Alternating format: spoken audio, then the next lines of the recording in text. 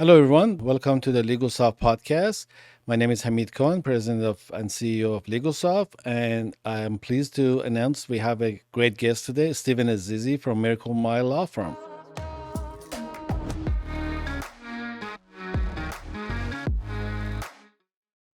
Welcome, Stephen. Thanks, Hamid. My name is Stephen Azizi. I'm the managing partner of Miracle Mile Law Group. My firm handles complex wrongful termination, uh, retaliation, sexual harassment cases all throughout California. We've been in business for about 5 years now. Great. Yeah, I remember when you guys started. Yeah, just me and my partner Justin in a really small office. Great, great. So tell me, Stephen, I know employment practice has been growing a lot in California, a lot of potential, a lot of firms are starting out. Tell me about some of I know we engaged working together, what, about 3 years ago or 4 years ago, something? Yeah, about 4 years ago when we started working. So LegalSoft and myself were engaged with your firm. So I know you've gone through a lot of growth, a lot of challenges, and you've done a great job of growing your practice in many different angles, from cases to staff and so forth. So tell me from the beginning, what were some of the challenges and what's some of the success and the bumps in the road for you to expand your firm? Well, as you know, Justin and I, my business partner Justin Anastab, I started right out of law school, very little experience. Um, we started out with a small number of cases, but what we lacked in experience, we made up for in our eagerness to work and do good work. So I think the biggest challenge when we first started out, our first biggest challenge was experience and learning how to litigate. Uh, Early on, we knew that we didn't want to just do employment law from a pre-litigation standpoint.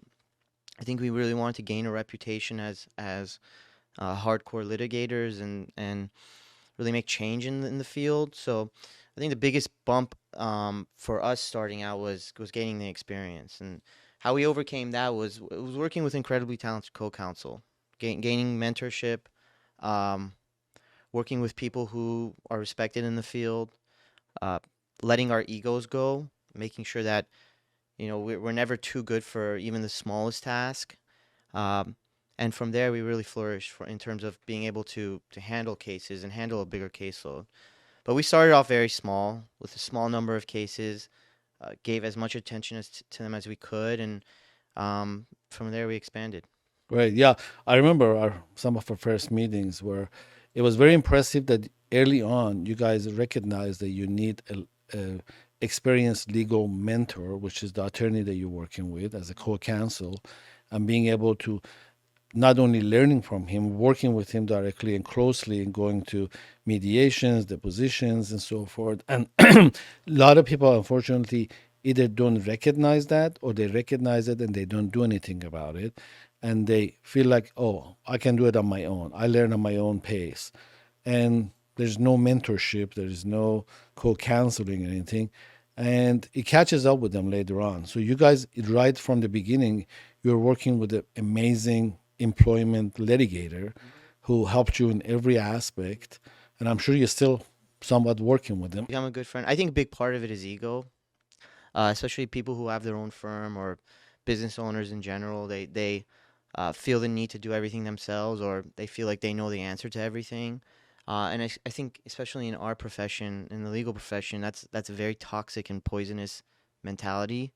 Um, so we've held on to that as we've expanded with newer associates. I mean, now we're at 7 associates, and the first thing I tell anybody when they first come into our firm is that there is zero ego in the office. Uh, you can learn something from our intake department. You can learn something from our legal assistants, paralegals, new associates who haven't been practicing as long as you or have been practicing longer than you. So I learned early on that ego is toxic, especially in the professional field. And if you let that go, your firm could expand and your knowledge will expand and results will follow. Great. I also know that you guys put a lot of emphasis on connecting with your client and not just treating it as a case, but as a person behind it and connecting to help the person and build a case, right? Absolutely. I think, especially in employment law, which is a very contentious and relationship based uh, practice area, you need to believe in your client, right? Your client is the protagonist of the case. They are the narrative. Case starts with the plaintiff, ends with the plaintiff. So it's important. I mean, it trickles down to every area from the first call. Our intake calls can last 20 to 30 minutes up until the point where they preparing them for a deposition. I know a lot of firms probably don't spend as much time preparing their plaintiffs for deposition as we do. I mean, we've had cases where we prepared plaintiff for over 25 hours just on a deposition. Um, but those are what leads to bigger settlements. And if you believe in your client, uh, again, the results will follow. Wonderful. So how painful was the growth? Because I know you're in a sort of a market where finding associates is very difficult, training the associates, also getting supportive staff and admin staff and so forth. And that's the challenge for every firm. But you guys done a tremendous job in the past couple of years for your growth. Yeah, I'm very proud of the team that we've put together. Um, Growth is always going to be painful. I don't care if you're at 2 employees, 5 employees, 50 employees, or 1,000. Growth is always painful. Um, what I think our main objective was with each new person that we hire is making sure we invest the time to train them and give them and have them buy into our program, have them buy into our mindset. Um, Again, like I told you, every time a new employee starts with us, I always give a speech to them about how there's no ego.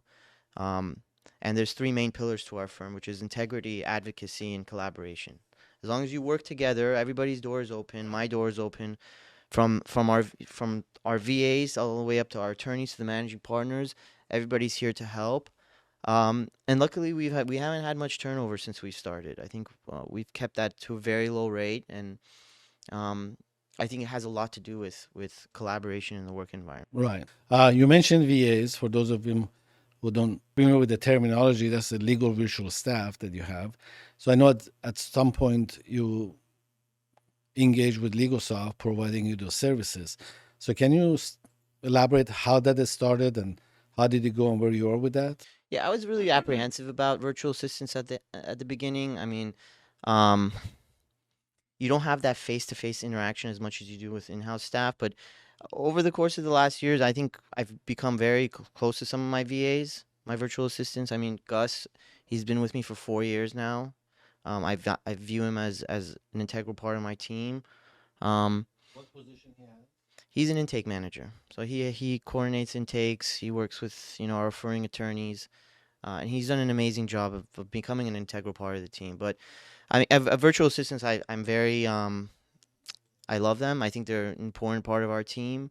Uh, there are some growing pains with VAs, as there are with in-house staff as well. So, um, VAs have really helped us expand the firm in a lot of different ways, especially with LegalSoft too. LegalSoft, I think VAs are unique in the sense that they get feedback from two separate teams, which is our team and LegalSoft, and they get feedback. So, um, I have nothing but good things to say about VAs. For how many virtual staff do you have? I have about 10 now.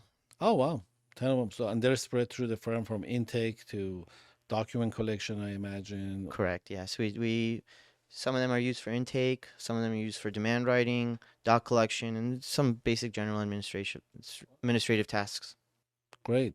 Um, as far as the team environment, because I know as building your practice with the staff, you mentioned the virtual staff and the local staff and so forth, is that I know you always build incentive programs for the staff. So everybody sort of shares the pie and that keeps everybody engaged and dedicated and go above and beyond. So can you explain like how you that a strategy work for you? Of course. So from the attorney level, attorneys get their base salary and they also work on commissions, and the harder they work or the more they use strategy in their cases that lead to bigger settlements, the more compensation they'll receive. Intake is a little different. They're on a incentive based program based on the number of cases they sign.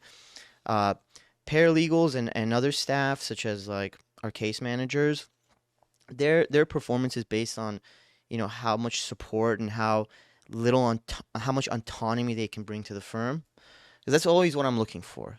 is I understand that at some point when you start, there's always training wheels, but when can we take those training wheels off, and when can you become autonomous?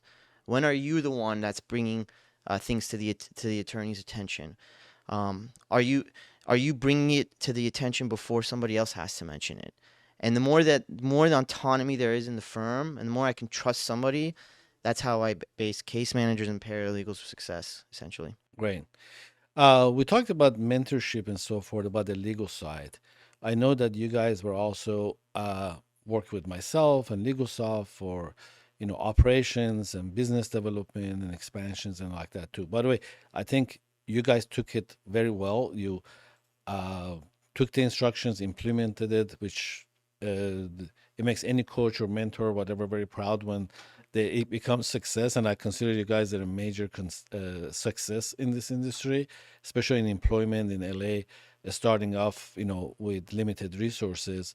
So, can you elaborate some of that? How that helped you to be on the fast track?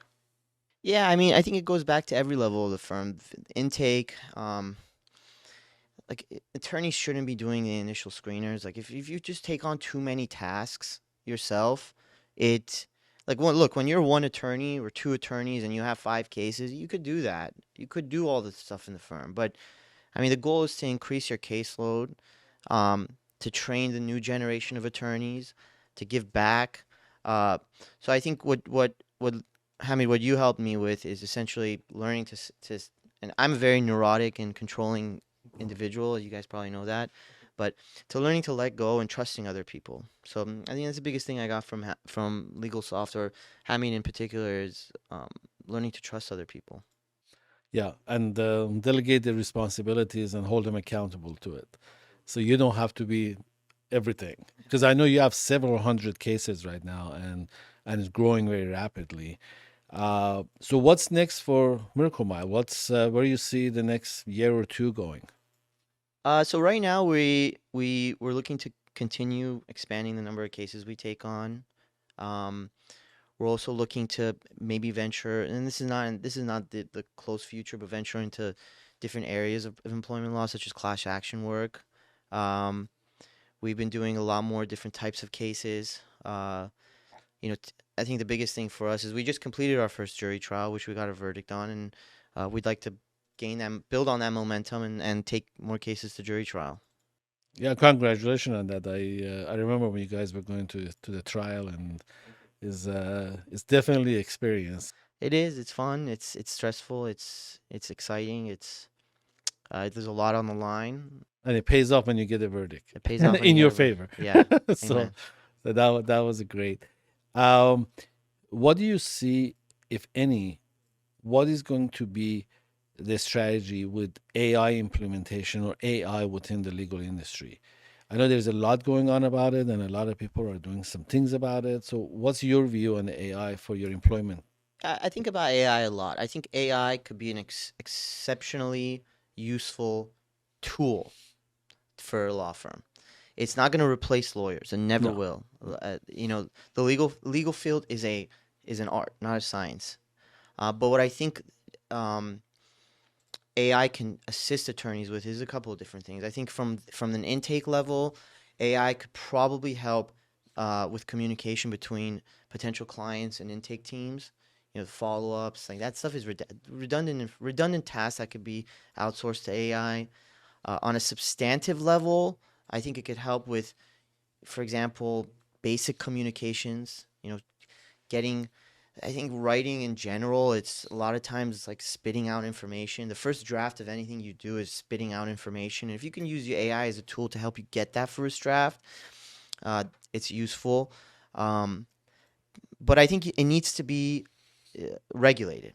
Oh, And it's absolutely. absolutely, like, I don't think I mean, it shouldn't replace attorneys. No, absolutely I mean, you not. heard I about that agree. story In New in York. New York, where Yeah, that one attorney had his ChatGPT do his motion work, right. and cited to certain cases that didn't even exist, and he was Yes. sanctioned, and that's sanctionable. You could lose your license for that.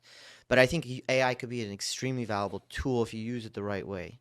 Um, There's several areas that LegalSoft is working because we have an AI development team. One of the first ones that we actually achieved is doing the pre-litigation demands with AI. But obviously, it needs to be reviewed and approved by attorney because it just all does the first drafts and preparations much faster than a local staff will do. But then it gets it ready for a quick revision by the attorney and the review, and then putting it out. So the demand writing is definitely one AI component. The second one is all the wage and hour calculation, which is basically you're calculating, how much uh, is the other party owes your client and so forth. And that's also AI calculations based on wage and Yeah, look, if you could save 30 minutes an hour a day for each employee, you multiply that by 20 employees, you multiply that by how many hours a week or how many hours a month. That's a substantial savings. So even if you save somebody 30 minutes to an hour every day on some redundant task, it's a win. I'm sure we're going to be experimenting this with your firm for sure when it's ready. But you mentioned the intake, that's in our roadmap to do the AI intake. A document collection is an AI process to collect documents from employers, from your clients, and everybody, and then doing the demands. Those are the definitely the first few steps that we are developing a system to be able to help our clients to reduce the cost and expedite the process of taking the case. Yeah, I mean, me and you talk about this all the time. In-house staff should only be doing substantive, uh, hardcore thinking work. Like if any time, and I always ask my staff, is there some more efficient way of doing this? Is there a tool on the market that I can use to save you 20 minutes a day? Like for example, I one of my paralegals, we just started using this program called Esquire Tech. I don't know if you know if you've heard of it. It creates templates of basic discovery, and it saved him 30 minutes a day. 30 minutes a day times 5 days in a week. That's 150 minutes. That's over 2 hours. That's 2 hours I could that he's spending on doing something more substantive. Exactly. And that keeps increasing and increasing Hmm. because as the technology develops farther and farther, I think that 20 minutes is going to turn into hour per case or so forth. And you end up saving like 3 or 4 hours a day from a single staff because basically the machine learning systems going to help do a lot of the template creations, document creations, creating the first drafts, following up with the clients, following up with the process. All of that's going to be AI. So, but absolutely right. It needs to be regulated. It's never going to replace attorneys, but it can do everything up to that point. Yeah, it might replace some attorneys, but not Yeah, most of us. transactional law attorneys is was the first target, which is I always said between, uh, we just talked about this immigration law, corporate formation, Hmm. bankruptcy, estate planning, simple estate planning. This is that the kind of a work that it will be replaced 100% with the AI. Yeah. At least 85% of the cases were not litigation cases, all the pre-lit stuff. Hmm. Yeah, I'm excited to see where it goes. Right. But employment attorneys, you don't have to worry about being replaced with Yeah, anything. it's true. If anything, there is still a shortage of them. Yeah, that's true. Absolutely. Steven, thank you for joining us today. Really appreciate you taking time from your busy day and joining us in LegalSoft and talking about your practice. And for those of you watching, if you want to follow us online, please do. And we will have a lot more content to come. Thanks for having me, Hamid.